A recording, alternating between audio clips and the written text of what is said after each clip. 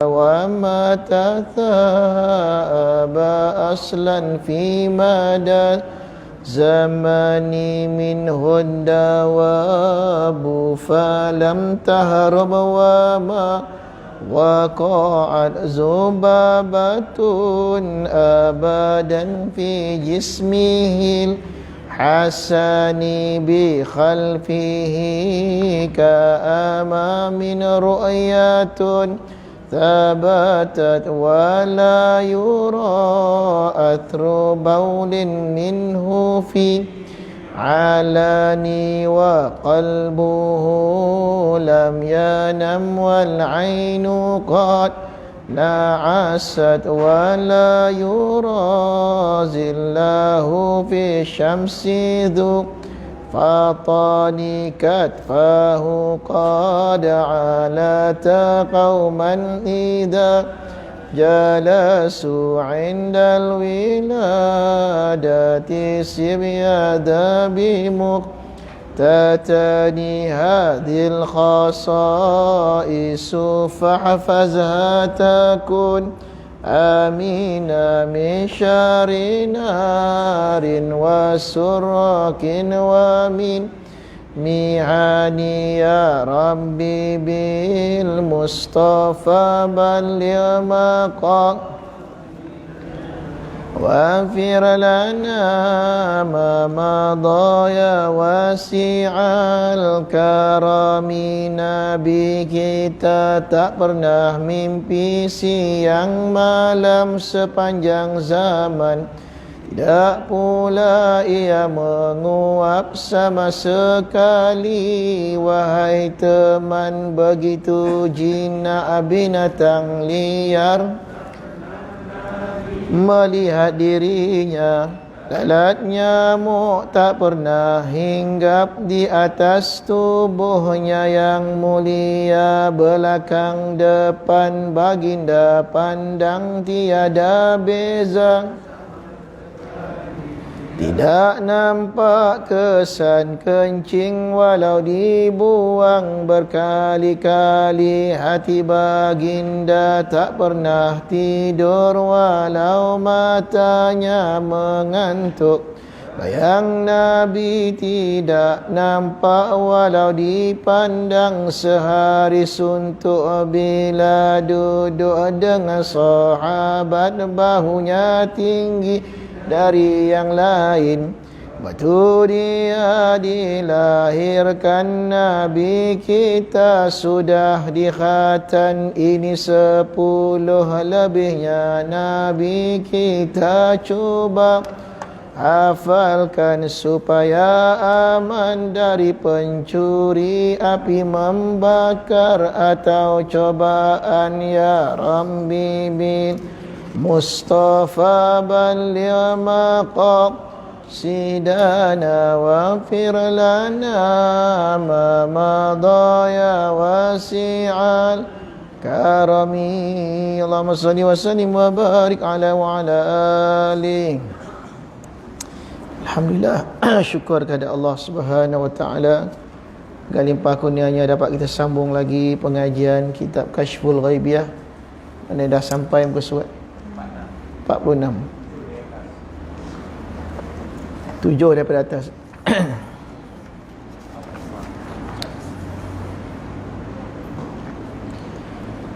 Al-babus qala musannif rahimahullahu ta'ala wa nafa'ni iyaya wa iyyakum bi ilmihi wa barakatuh. Al-babus sabi'u fi syurutil qiyamati wa ma yata'allaku biha. Bermula bab yang ke-7 pada menyatakan alamat kiamat. 47 46. Oh, minta maaf. Minta maaf sikit. Dan telah mengikat. Firman Tuhan, Allah ma'ausil.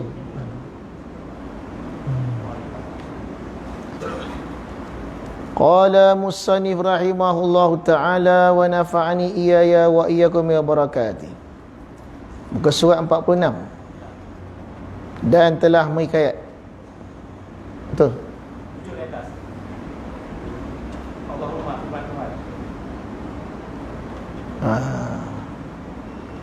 Kita naik balik 3 baris pada atas. Dan telah berkata Muhammad bin Ahmad Al-Maruzi. Betul Aku dengar akan Ahmad bin Hanbal. Berkata ya Ahmad bin Hanbal. Ya Imam Ahmad bin Hanbal. Apabila masuk kamu pada tempat kuburan, maka baca oleh kamu akan Fatihatul Kitab, ini Fatihah, dan surah Al-Ikhlas, dan baca ma'udatain, iaitu Qul a'udzu birabbil falaq dan Qul a'udzu birabbin nas. Dan kau jadikan oleh kamu akan pahala demikian itu bagi ahli kubur itu, maka bahawasanya sampailah ia kepada mereka itu. Jadi ini yang kita bicara minggu lepas. Salah seorang daripada pendiri mazhab Hambali, Imam Ahmad bin Hanbal, menasihatkan kita baca Fatihah, surah Al-Ikhlas, Qul a'udzu birabbil falaq, Qul a'udzu birabbin nas, sampai pada si mati. Dan lagi dia kata apa? Maka yang terlebih baiknya bahawa berkata oleh orang yang membaca itu, kemudian daripada selesainya daripada membaca Fatihah, baca surah Al-Ikhlas dan lain-lain, maka dibacalah lepas tu akan yang demikian itu. Ini doa, bukan Quran, ini doa. Baca apa? Allahumma ausil thawaba ma qara'nahu ila fulan. Ini sebenarnya ini telah disusun dalam kitab-kitab tahlil. Kalau kita tengok doa tahlil ni akan ada perkataan ni, Allahumma ausil thawaba ma qara'nahu. Ini, hai Tuhanku, sampaikan olehmu akan pahala barang yang aku baca akan dia itu kepada si anu. Ni kalau dah baca doa ni, mana-mana mazhab pun tak ada kata tak sampai. Yang ada khilaf tu sama ada dia akhiri dengan doa atau tidak, adalah khilaf-khilaf sikit. Tapi kalau dah di dalam doa tu disebut, ya Allah, kau sampaikanlah pahala aku baca, ada doa. Doa ni tak ada mana-mana ulama mazhab kata tak sampai, kecuali ulama yang zaman sekarang ni kaji tak habis. Mereka semua kata sampai. Kau sampaikan pahala ni, sampai, Allah sampaikan. Dan telah menghikayat oleh setengah ahli ilmu bahawa seorang laki-laki melihat ia dalam mimpi akan ahli kubur. Pada setengah daripada kubur, sungguhnya telah keluar mereka itu daripada kubur mereka itu kepada zahir kuburnya. Dan tiba-tiba dengan mereka itu memungut oleh mereka akan suatu barang mana ia. Sama macam cerita sebelum ni. Nampak macam bungkusan-bungkusan nur. Mimpi melihat ahli kubur mengutip bungkusan-bungkusan. Maka ta'ajublah aku daripada demikian tu, pelik tengok apa ahli kubur duk kutip barang. Dan aku lihat akan seorang laki-laki daripada mereka itu, padahal duduk ia tiada memungut. Seorang tak kutip apa-apa, duduk serta mereka itu akan suatu. Maka aku hampirlah daripadanya dan aku tanya akan dia, apalah yang memungut segala mereka itu. Pelik tengok seorang ni tak buat apa, duduk ontok tak ada kutip. Orang lain duk sibuk ni kutip bungkusan-bungkusan ni, kiriman-kiriman orang.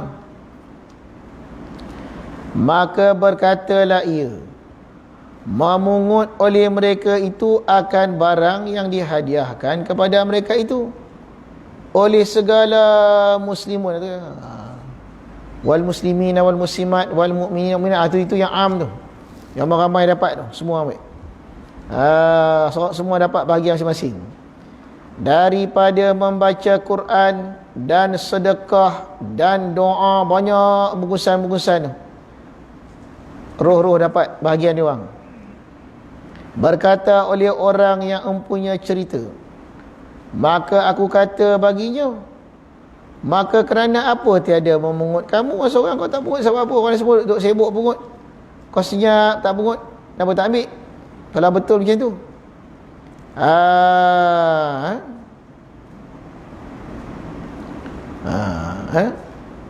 serta Rasulullah jawab, ya, kenapa kamu tak pungut serta Rasulullah? Serta Rasulullah. Kenapa kau tak ambil? Jawab, ya, bermula aku itu terkaya. Tak perlu, aku tak perlu ambil dah ni semua ni. Daripada demikian itu, aku kata, dengan sebab apa? Dengan apa suatu engkau itu terkaya daripadanya? Orang lain semua ambil bungkusan seronok, dapat kiriman-kiriman am. Kita bila kita baca doa arwah tu, hujung wal muslimin wal muslimat, ya Allah, sampaikanlah juga pada orang Islam dan orang beriman. Itu dia tak nak ambil. Dia kata yang dia ada dah cukup, terkaya. Kenapa kau terkaya? Berkata ia dengan sebab sebab apa? Khatam Quran yang membaca akan dia dan menghadiah akan dia kepada aku tiap-tiap hari oleh anakku yang menjual ia akan zalabih. Zalabih ni jual macam dadih lah, makanan-makanan kat pasar. Jual tu je, macam dadih-dadih tu, bukan benda pun. Pada pekan atau tempatnya, dia anak aku ni hari-hari khatam Quran, khatam hadiah kat aku, khatam kat hadiah aku, gemuk. Tak berhajat aku dah yang ni bagi kat orang lain. Masya Allah tu. Untung ada anak tahfiz yang beramal lah. Dia tahfiz, dia hipis tak nak. Dia hafal Quran, dia beramal Quran dia tu. Lepas tu dia hadiah kat mak ayah dia. Tiap-tiap hari hadiah, tiap-tiap hari hadiah. Allah, untung dapat anak macam ni. Sampai tak perlu nak ambil dah yang lain dah. Sedekah-sedekah orang tu bagi orang lain dah. Hak anak dia dah cukup dah. Gemuk dah makan, cukup dah. Maka jaga aku daripada tidur itu, maka aku pergi kepada pekan. Sekira-kira tempat yang disebut akan dia pergi cari. Betul ke ada anak tu? Dia mimpi saja. Maka tiba-tiba berjumpalah dia dengan orang muda yang menjual ia akan zalabih, dan bergerak-gerak dua bibirnya sambil jual, sambil mulut kau ambil, sambil jual tu mulut tak berhenti-henti baca. Maka aku kata, dengan apa suatu yang menggerakkan ia akan dua bibir mulut engkau? Mulut engkau ni tak berhenti-henti tu baca apa tu? Berkatalah ia budak itu, aku membaca akan Quran dan aku hadiahkan kepada bapakku di dalam kuburnya. Allah. Ni untunglah kalau orang dapat anak soleh macam ni. Kena bagi tahu yang kita hantar je anak tu masuk tahfiz, tapi tumbuh macam cendawan sangat ni. Tapi faham ke anak tu apa tujuan dia tu? Apa harapan mak ayah tu? Kalau sekadar hantar tahfiz tapi tak faham maksud, lupa Quran tu, lebih baik jangan hafal. Tapi kalau dia hafal, dia faham, ni esok kalau ayah mati, mak mati, aku nak baca Quran ni. Sambil aku buat kerja, aku baca Quran. Sambil aku masak, aku baca Quran. Setiap apa aku baca ni, aku hadiahkan pada mak ayahku yang dah meninggal. Aku hadiah pada tok nenek aku yang dah meninggal. Aku hadiah pada anak saudara aku, makcik aku. Oh, ini baru ahlul Quran. Ahlul Quran wal khassah. Orang khawas ni. Tapi kalau tak faham, tapi saya tak jadi juga. Dia kena bagi faham. Kalau tak tapis pun, kalau dia faham pahala yang sampai pada mak ayah dia tu, tak nak keadaan anak macam ni. Ni kita nak akademik lah. Takkan nak hantar akademik pula kat mak ayah. Hantar geografi, hantar matematik, tak ada dah. Tutup kojo, cek rezeki boleh lah. Ni nak hantar mak ayah kita dalam kubur ni. Kita kena ingat apa tujuan kita hantar anak masuk sekolah pondok. Masuk tapi apa tu? Ingatkan dia tu. Apa tujuan tu? Kita besok dalam kubur, besok kosong. Hari-hari kosongnya anak, tapi tak baca Quran. Tak jadi. Didik sekadar menghantar anak hafal satu alhamdulillah, bagus. Tapi hendaklah diingatkan apa tujuan dihafal itu. Macam ni tak? Sambil jual zalabih, kirim kat ayah dia. Kirim. Senang ayah nak kubur. Lepas tu dia kata apa lagi? Lepas tu dia kata maka telah berkata orang yang mempunyai cerita itu, maka diamlah aku pada satu masa daripada zaman. Terdiam tu, dia dengar tu terdiam. Tak sangka yang dia mimpi tu kisah benar. Memang betul, ni budak ni ada wujud sungguh. Kemudian aku lihat akan segala orang yang mati itu, sungguhnya telah keluar mereka itu. Dia mimpi lagi, nampak orang mati semua dah keluar dah daripada kubur, seperti barang yang telah terdalu tak lama tu. Dia mimpi sekali lagi. Dan tiba-tiba dengan laki-laki yang ada ia tiada memungut ini, jadi memungut pula ia dah pula dah. Ni apa cerita pula ni? Jumpa balik lelaki tu, kali ni dia pungut pula dah pergi pungut hak belen-belen tu. Maka jagalah aku daripada tidur, dan ajiblah aku daripada demikian itu. Pelik, apa dah jadi ni? Itu aku mimpi orang benda hebat, tak payah ambil, ni dah ambil pula dah. Kemudian pergilah aku kepada pekan orang muda itu, supaya aku mengetahui akan khabarnya. Maka aku dapat sungguhnya dah mati dah anak dia tu. Allah. Mati dah, tak ada dah. Rupanya anak dia dah mati, jadi bapak tak dapat apa dah. Jadi maknanya pahala yang kita bagi itu dia bukan berkekalan. Dia hari-hari mayat ni punya dia perlu sedekah kita tu, bukan sekali kita bagi tak ada dah. Tak, bukan itu. Macam kita cerita itu dah. Kita yang hidup ni makan tiap-tiap hari perlu makan.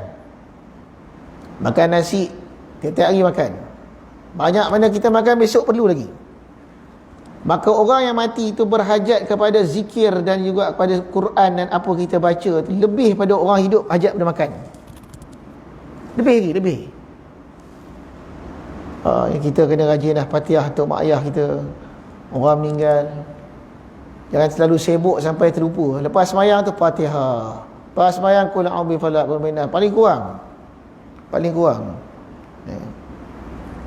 Yang kedua, jangan pula lupa menghadiahkan Fatihah dan 4 kul kepada orang yang kita ngumpat.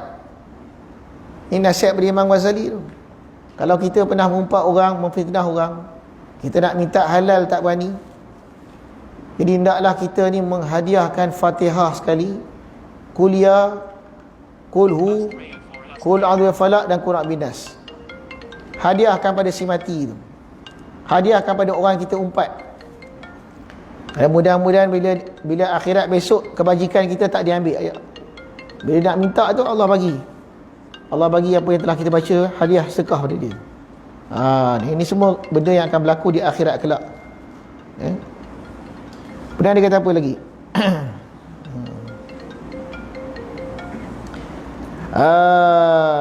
Dan dihikayatkan.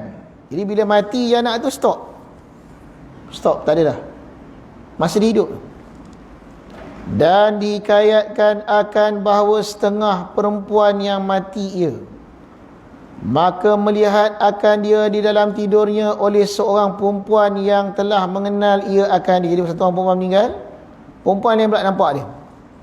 Maka tiba-tiba adalah ia pada sisinya, di bawah sarirnya, bawah bejana dia, bawah dia punya katil, bejana daripada nur. Bawah dia punya sarir, bukan katil, tempat duduk singgasana dia. Kawan dia tu duduk atas singgasana, bawah dia tu ada bejana daripada nur yang ditutup. Maka menanyalah oleh perempuan yang mimpi akan dia, apa bejana ini?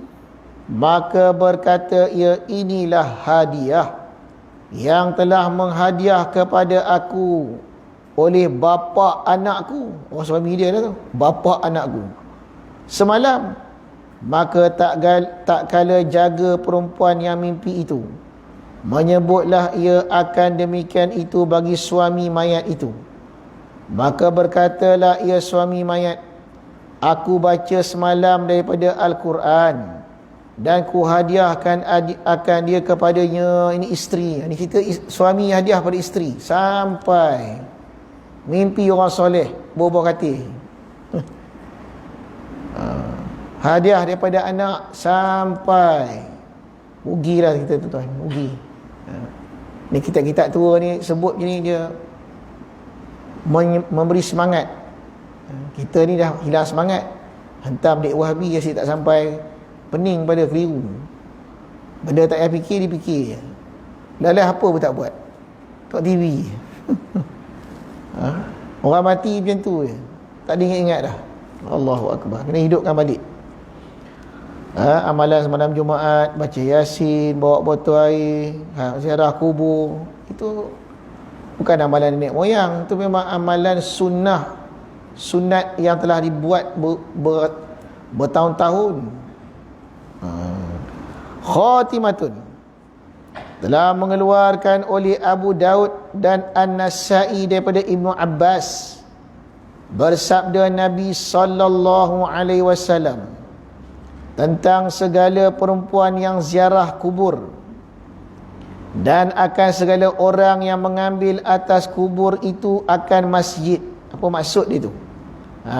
Perempuan ziarah kubur, orang yang jadikan kubur tu masjid. Maksud dia macam mana tu kita terang ni.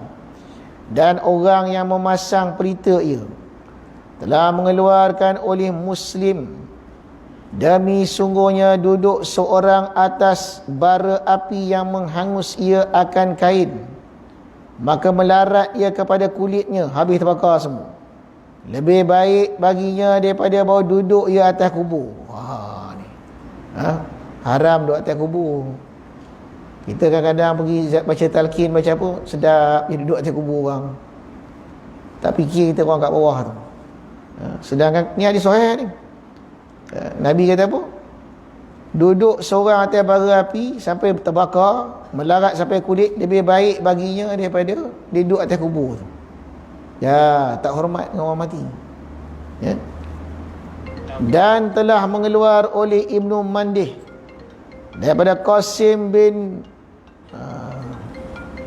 Mukhaimirah, berkata ia, demi sungguhnya bahawa aku picit atas mata lambungku hingga nyata berdarah kakiku, terlebih kasih kepada aku bahawa aku pijak di atas kubur. Tu dia kata apa? Aku pijak atas mata lembing, bukan lambung, lembing. Pijak atas mata lembing, berdarah kaki, lebih aku kasih daripada aku pijak atas kubur. Biar kaki aku berdarah tak apa, jangan sampai aku pijak atas kubur. Dan bahawa seorang laki-laki pijak ia atas kubur, dan bahawa hatinya itu ingat ia, tiba-tiba mendengar ia akan suara daripada kuburnya kepadanya. Dia pijak-pijak kubur, terkenal suara pula dah. Kau jauhkan olehmu daripada aku, kata orang di kubur tu. Jangan kau menyakiti akan daku. Allah. Jadi kita kadang kita tak perasan duk berjalan atas kubur, kita pijak, menyakitkan hati dia. Tu rumah dia tu, dalam tu pijak atas, tak ada hormat. Tak dengar suara, kalau kita dengar terkejut tak? Inilah dua tanbih, peringatan. Salah satu daripada keduanya itu telah berkata segala sahabat kami haram sembahyang kepada kubur anbiya, maksudnya menghadap kubur Nabi dan kubur aulia dan kubur syuhada dan kubur segala ulama, kerana mengambil berkat dengan yang mempunyai kubur itu. Ni yang kata haram, la tattakhidu kuburhum masajida tu. Bukan masalah bina masjid dan tanah kubur, bukan tu. Atau kubur dalam masjid, bukan cerita tu sini. La takhidu, jangan kau ambil jangan kau jadikan Kubur-kubur kamu itu masjid. Apa maksud tu? Masjid mana apa? Sembahyang. Majas. Sebut masjid, maksud dia sembahyang. Jangan kau sembahyang menghadap kubur. Apa sebab tuan-tuan? Sebab perbuatan itu ada tasyabuh, menyerupai perbuatan orang-orang Nasrani. Orang Kristian, tempat mereka zaman dulu, dia sembah kononnya para wali dia tu. Orang soleh dia tu, dia taruh dalam bekas tu, dia sujud. Dia bukan hormat, dia sujud, dia sembah. Nabi tak naklah kita jadi macam tu. Walaupun kita tak sembah dia, kita semayang menghadap pada kubur tu. Semayang, bukan semayang mayat, semayang betul, menghadap ke kubur. Kubur para wali dengan niat Nabi berkat. Haram hukum dia. Haram hukum dia. Kalau nak semayang juga, semayang sebelah tak apa. Ni makam dia, kita semayang kat tempat tepi ni, tak apa. Tu tafsir dia tu. Ni makam dia, kita semayang sebelah tepi, tak masalah. Yang masalahnya, ni kubur dia, kita semayang hadap dia tu. Lepas tu niat Nabi berkat. Ni jahil nama dia, tak faham hadis yang Nabi larang tu, kerana menyerupai perbuatan Nasrani. Walaupun kita tak sembah, tapi ada tasyabuh kat situ. Itu masuk hadis tu. Adik-adik ni tafsir ni. Haram semayang kepada kubur, maknanya menghadap kubur. Kepada kubur tu, menghadap kubur Nabi, menghadap kubur para wali, menghadap kubur syuhada dan segala ulama. Macam makam Rasulullah tu, dia dah tutup, dah tak ada dah. Ni masuk dia terbuka ni, semayang tu menghadap. Tu, itu tak boleh tu. Kalau dah bertutup, tak nampak apa dah, tak ada, tak nama menghadap dah.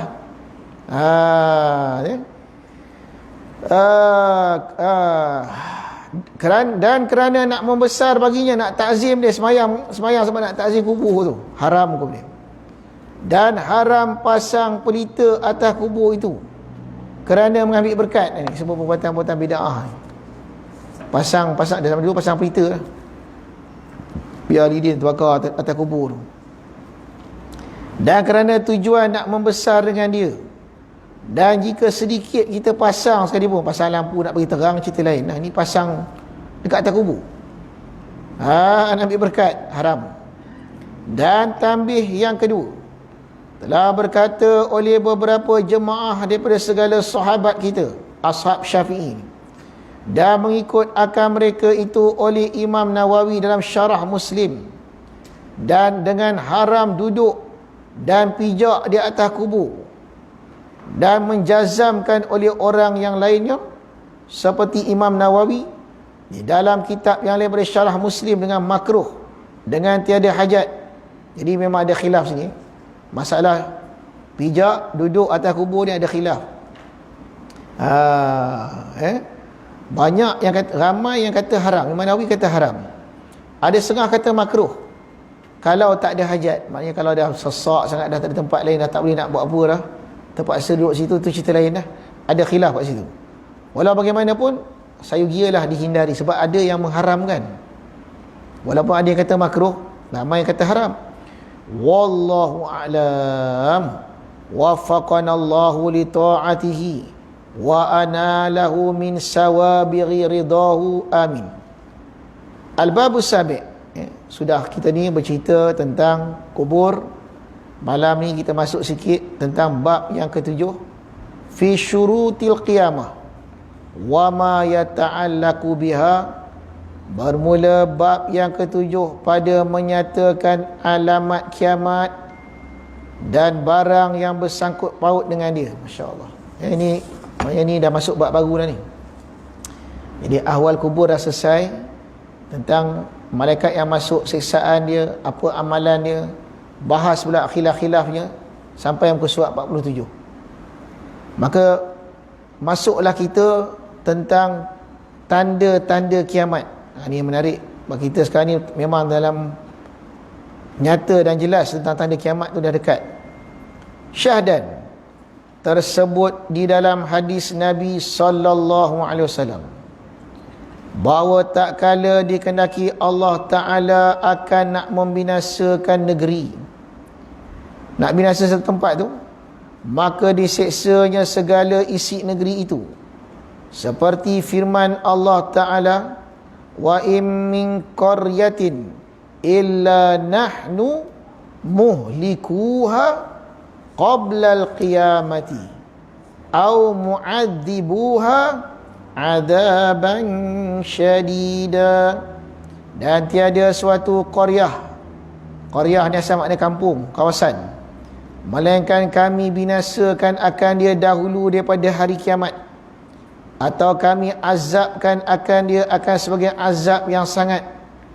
Dan adalah segala negeri yang dibinasakan Allah Ta'ala itu, maka negeri Makkah Al-Musyarrafah itu dibinasakan Allah Ta'ala dengan kaum Habsyah, dan negeri Madinah Al-Mu'azzamah itu dibinasakan Allah dengan kelaparan, dan negeri Basrah dibinasakan Allah Ta'ala dengan karam. Negeri Kufah pernah dibinasakan dengan sebab dikalahkan oleh kaum Turki. Negeri Armania dibinasakan dengan lumpur dan rendah, maka jadi lumpuhlah air ke dalam negeri itu, masuk air dalam tu, buat rendah, maka matilah segala isi negeri itu. Dan benua Khurasan dan negeri Isfahan dan negeri Parsi, berbunuh-bunuhan mereka itu sesama sendirinya, maka matilah mereka itu. Dan negeri Yaman dibinasakan Allah Ta'ala dengan belalang. Negeri Hindustan dibinasakan Allah dengan air sabak, air banjir. Negeri Andalus, itu benua Maghrib, pernah dibinasakan dengan kering air sungai. Negeri Mesir dibinasakan dengan tiada air sungai Nil. Ketahui olehmu bahawa alamat kiamat itu amat banyak, yang menyampaikan akan dia setengah mereka itu pada 500 alamat. Tu banyak, 500 alamat kiamat. Ada orang kira sampai 500. Maka terbahagi ia atas dua bahagi. Pertamanya alamat kecil, yang keduanya alamat besar. Maka alamat yang kecil itu setengahnya, bangkitlah Nabi SAW, kerana sabda Nabi SAW, bu'ithu ana was-sa'ah kahataini wa asyara bis-sababa wa wusta. Kata Nabi SAW, dibangkitkan akan aku padahal bermula kiamat itu seperti dua ini, dan syarat dengan telunjuk dan jari tengah dia. Dan setengah daripadanya diambilkan akan ilmu dengan mati ahlinya. Kita tengok tuan-tuan, baru-baru ni bulan 12 berapa ramai mati? Ulama mati ramai, berpuluh-puluh. Tak pernah jadi macam tu. Selalu kalau mati ulama pun sebulan seorang, dua orang, lama besok baru seorang yang mati. Ini ulama Yaman apa pun ramai mati. Ulama Melayu yang mati pun ramai. Yang tua, yang muda. Baru ni siapa tu yang duduk di Indonesia tu? Syekh Ali Jabir. Orang soleh. Berapa umur ni? 40-an ni kan. Asalkan soleh, tak kira tua muda, Allah ambil. Tak sedih kita. Macam Allah nak ambil habis. Maknanya yang soleh-soleh Allah ambil. Bila dah semua dah ambil, hancurlah dunia ni, berkat tak ada. Ni duk turun hujan lagi, duk sedap hidup lagi, ni ada lagi amalan-amalan orang yang Allah pandang, yang Allah kasih. Dah mati habis semua, kiamat lah. Ni salah satu tanda dia, diambil ilmu tu dengan mati ahli. Bukan makna hilang ilmu ni, ilmu tu hilang, tak. Ahli dia tak ada. Kitab ada, nak baca tak ada orang. Kalau baca pun dia seorang yang faham, orang ni tak faham. Mati ahli dia tak ada dah. Dan zahir segala jahil, merata-rata orang jahil.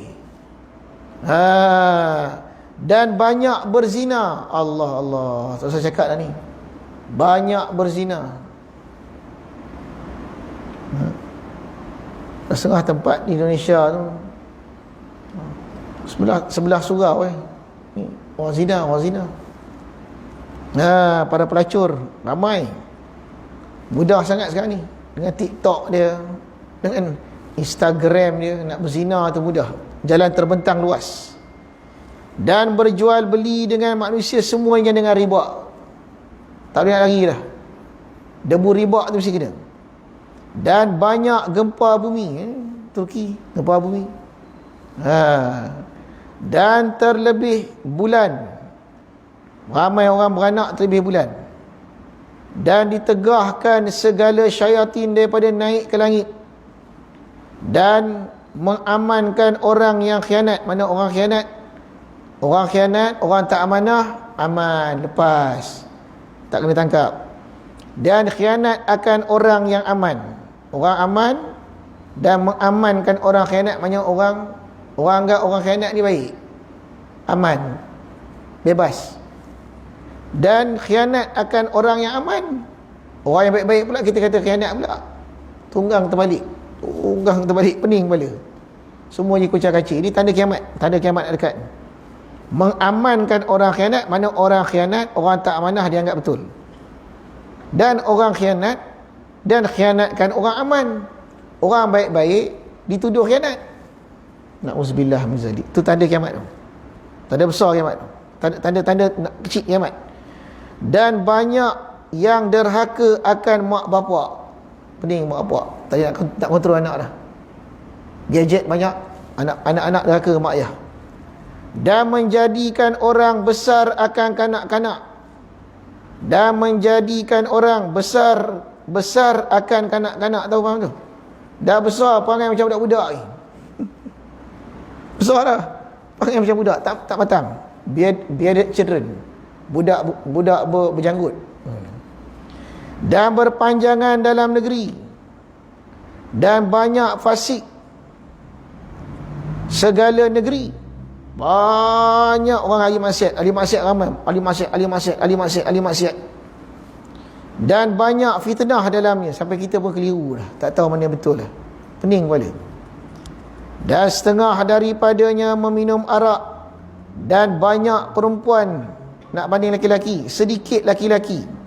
Hingga adalah bagi tiap-tiap 50 orang perempuan itu seorang yang memeliharakan laki-laki. Dia punya tak ada orang dah. Satu laki berjaga 50 orang. Dan setengah daripadanya maka memuliakan yang hina.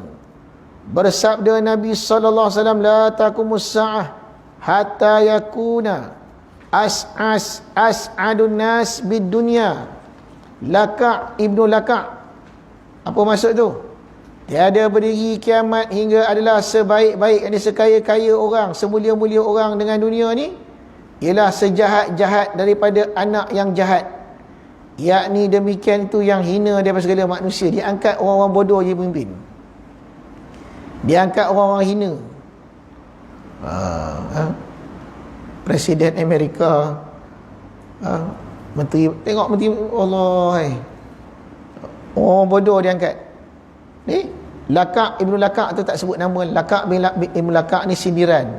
Nak menunjukkan orang yang dia angkat tu orang tak ada tokoh langsung. Tak tahu macam mana dia nak jadi pemimpin. Orang macam ni dia angkat naik. Orang jahat, orang remeh. Sebab tanda kiamat. Patutnya pemimpin ni orang pilih yang elok, yang amanah, yang bagus. Ni tak ada. Yang naik semua yang teruk-teruk. Itu sebenarnya tanda kecil nak kiamat.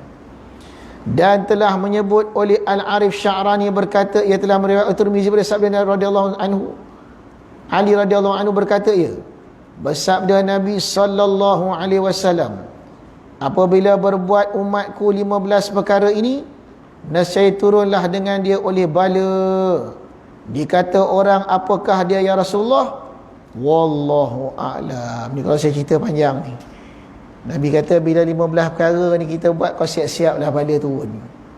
Allah. Ni kalau insya-Allah minggu depan kita akan kupas lagi ni. Apa 15 perkara ni yang mewajibkan bala turun? Ada tak kat tempat kita ni? Insya-Allah taala. Ada soalan? Ya. Ya. Pertama Ustaz, hadis baginda Nabi sallallahu alaihi wasallam, perhatikanlah orang yang mati itu ada 3 perkara. Pertama, dahi berpeluh. Ya. Kedua, air mata bergenang. Ketiga, mengalir air jernih dari hidungnya. Soalan saya, apakah maksud itu tandanya orang tersebut mendapat rahmat daripada Allah SWT? Soalan yang kedua Ustaz, surah Yunus ayat 63. Saya baca tafsir Al-Buya Hamka. Buya Hamka ambil daripada kitab Manaqib Syekh Abdul Qadir Jailani. Pada suatu hari, ada seorang yang sangat fasik meninggal dunia. Selama hidup dia, tidaklah orang itu mengerjakan agama dan tidaklah dia mengerti segala kewajipan agama. Yang diketahui hanya satu sahaja, bahawa Syekh Abdul Qadir Jailani wali kutub yang paling besar. Kemudian dia meninggal dunia. Lalu datang penangkit menanyakan soalan. Ditanya, siapa Tuhan kau? Dijawabnya Abdul Qadir. Ditanya pula, siapa Nabi kau? Jawabnya Abdul Qadir. Ditanya pula, siapa imam kau? Jawabnya Abdul Qadir. Ditanya pula, apa agama kau? Jawabnya Abdul Qadir. Pendeknya, segala pertanyaan dijawab Abdul Qadir. Maka bingunglah kedua-dua malaikat ini, dan malaikat kedua-dua ini menghadap kepada Allah SWT. Lalu Allah berfirman, surgalah tempatnya orang itu, sebab dia telah mencintai waliku. Soalan saya, apa iktibar daripada cerita ni Ustaz? InsyaAllah. Yang pertama tadi tu soalan tentang dahi berpeluh, atau apa tadi? Mata dia berair. Lagi? Air keluar air ke hidung. Tu tanda-tanda orang yang meninggal tu orang yang diridai Allah, orang soleh. Banyak tanda-tanda yang macam tu. Terus itu apa hadis? Hadis. Kalau ada hadis cakap tu, itulah dia. Kadang-kadang Allah Ta'ala perzuhirkan, kadang-kadang Allah tak zuhirkan, kadang-kadang Allah zuhirkan. Ikut kehendak Tuhan lah. Ya? Yang mati orang tak perasan pada macam tidur. Tapi yang dahi berpeluh tu banyaklah kita dengar. Ya? Kenapa Allah nak buat macam tu? Supaya Allah nak memberikan pengajaran bagi yang hidup, bukan yang mati tu, yang hidup. La yastawi ashabun nar wa ashabul jannah. Ashabul jannati humul faizun. Tak sama bakal-bakal orang masuk neraka dan orang bakal masuk syurga. Tak sama tu kat mana tu? Kat dunia ni. Ashabun nar wa ashabul jannah tu tak sama kat mana? Kat sini. Kat sana memang dah tahu dah. Sini ni. Dan kadang-kadang dizohirkan tanda-tanda perbezaan itu di saat kematian. Kadang-kadang di saat setelah mati, angkat-angkat ringan. Allah. Tanam-tanam wangi pula. Ada pula angkat-angkat berat. Baru 3-4 jam dah busuk pula. Tanam-tanam buka-buka ular pula dalam tu. Allah, tak terima tanah pun ada juga. Ini semua adalah tafsiran la yastawi ashabun nar ashabul jannah. Allah nak zahir kita yang hidup ni. Tengok. Kau tengok cerita ni. Tapi Allah tak adalah buat semua macam tu. Macam mati lah kita. Tanam-tanam semua kubur macam tu.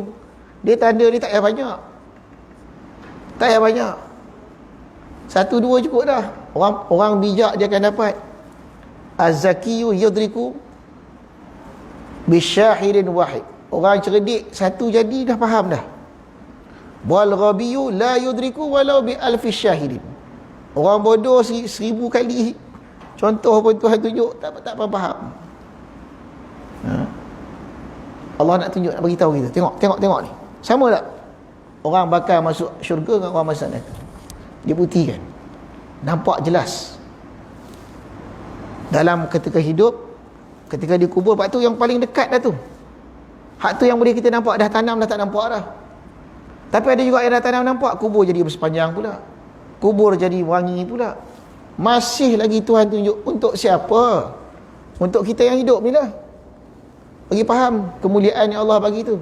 Cek tengok, tu dia amalan dia. Ini amalan dia, ini amalan dia. Kita yang hidup ni. Ingat lah. Pertama. Yang kedua tadi soalan tentang yang disebut oleh Buya Hamka. Menarik tu dalam tafsir dia. Tafsir Buya Hamka. Tafsir Al-Azhar. Kisah satu orang pemuda ditanya dalam kubur, siapa nama Tuhan? Dia orang sangat cinta pada wali Allah Syekh Abdul Qadir Al-Jilani. Sampai semua soalan jawab. Dijawabnya Syekh Abdul Qadir Jilani. Siapa Tuhan? Syekh Abdul Jilani. Siapa Nabi? Lepas tu Allah Ta'ala confirm pula tu, masuk syurga pula tu. Ni macam mana cerita macam ni? Tak syirik ke? Tak syirik ke? Kisah ni ada persamaan dengan kisah yang disebut dalam kitab Syarus Salikin, tentang bagaimana orang berjumpa dengan Syekh Abdul Syekh Saman. Syekh Saman tolong kita orang, ada tangan besar, angkat kapal tu pindah. Sampai dia di Madinah, kat makam tu, belum dia buka mulut lagi, Syekh Saman tanya dah,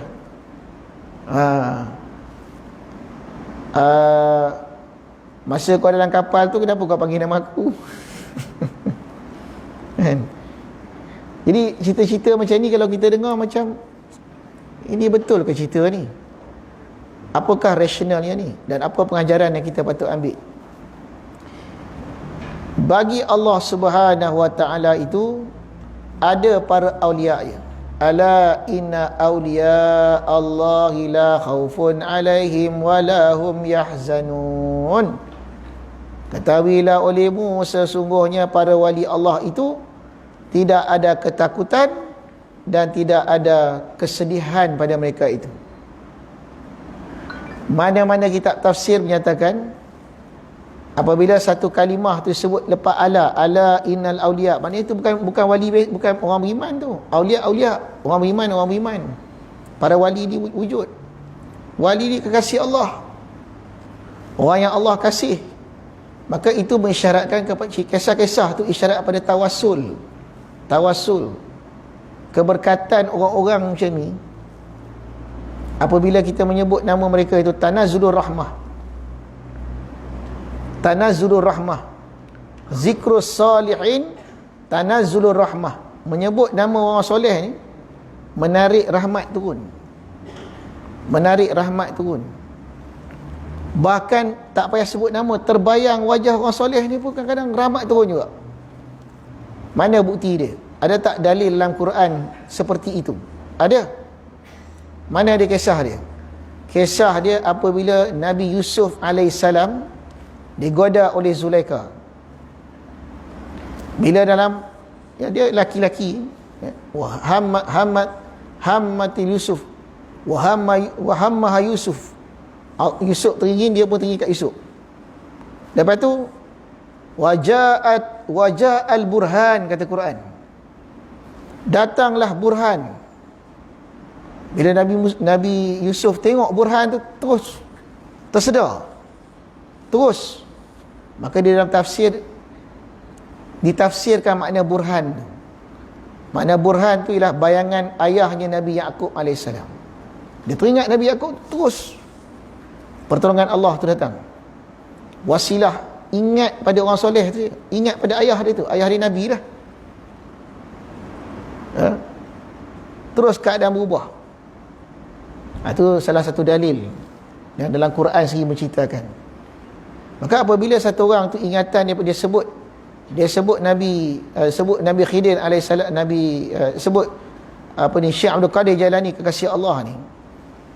Bandingannya macam ni lah tuan-tuan, kalau kita senang nak faham. Syekh Abdul Qadir ni asbab, musabab dia apa? Masuk syurga. Sama macam kita kata ni pokok pakcik tanam ni lebat durian, pakai baju apa? Ni pasal saya pakai baju grade A ni lah. Ni baju ni bila pakai, buah cepat naik. Baju tu sebab, buah tu musabab. Tapi sebab ni tak bagi kesan, melainkan dengan izin Allah. Maka selamatlah kita daripada syirik terhadap baju pokok durian. Kadang berkesan untuk Allah. Bila disoal semua perkara, disebut nama wali Allah, Syekh Abdul Qadir Jailani. Tanya Syekh Abdul Qadir Jailani, sampai malaikat pun naik bingung. Akhirnya Allah Ta'ala kata, yang kacau dah, kau biarlah masuk syurga tu. Sebab Allah nak angkat darjat Syekh Abdul Qadir Jailani sebagai sebab masuk syurga. Tapi sebab tak bagi kesan. Tak boleh kita dengar cerita ni, oh senanglah Ustaz, saya pun dah rekod dah ni. Saya dah tahu apa nak buat dah ni. Mati besok saya sebut Syekh Abdul Qadir Jailani ya. Sebut-sebut Allah tak layan, mampu. Kisah yang seperti itu dimasukkan dalam mim babit targhib. Babit targhib. Dia dua Quran. Dalam bab fadail dia bagi dua. Targhib wa tarhib. Targhib menggemarkan. Tarhib menakutkan. Contoh saya bagi satu contoh lagi. Seorang pelacur zaman Bani Israel dahulu berjalan di padang pasir, tiba-tiba dia jumpa telaga. Ada air sikit. Dia masuk, dia nak ambil air, kalau tengok ada anjing. Dia utamakanlah anjing tu minum. Masuk syurga pula dia dengan sebab bagi minum pada anjing ni. Lepas ni bolehlah panggil pelacur semua kat coket tu, beratur bagi anjing minum. Bukan macam tu. Ini menceritakan besarnya rahmat Allah. Kita tak tahu kat mana Allah nak bagi rahmat ini. Pada amal yang mana dan pada orang, melalui wasilah orang yang mana. Lepas tu kita kena hormat semua wali Allah. Tak tahu siapa. Hormat semua guru, tak tahu. Kecil dan besar. Kerana tiap-tiap orang ni ada syafaat. Apa lagi orang itu sudah maklum wali Allah bila niza'in. Wali Allah bila niza'in mana tak ada siapa bantah.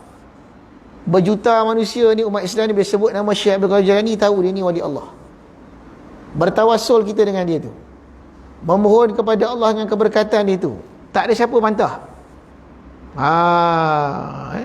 Jadi kisah seperti itu kita kata min babit targhib, menggemarkan kita ni mendekatkan diri dengan orang soleh. Kerana tiap-tiap orang soleh tu dia ada syafaat dia. Tiap-tiap orang soleh dia ada syafaat. Syafaat dia dua, syafaat uzma. Syafaat besar, syafaat kecil. Syafaat uzma hanya Nabi saja. Melepaskan orang daripada api neraka. Semua umat Islam orang beriman daripada api neraka. Yang kedua, mempercepatkan hisab kat padang mahsyar. Yang dua ni tak ada siapa boleh ambil. Lain daripada dua ni, mensyafaatkan sebahagian daripada keluarga, mensyafaatkan ni, itu semua telah diberi izin. La yashfa'u illa biiznillah. Tak boleh memberi syafaat melainkan dengan izin Allah. Bukan tak boleh langsung. Tak boleh bagi syafaat melainkan dengan izin Allah. Kalau ada izin bolehlah. Siapa yang Allah bagi izin ni? Tentulah para kekasih, para awliya illahi ta'ala. Wa hasuna ulaika rafiqa. Itulah sebaik-baik orang kau menjadikan teman. Wallahu a'lam. Jadi banyak-banyaklah kita bertawassul, berwasilahkan mereka-mereka ni.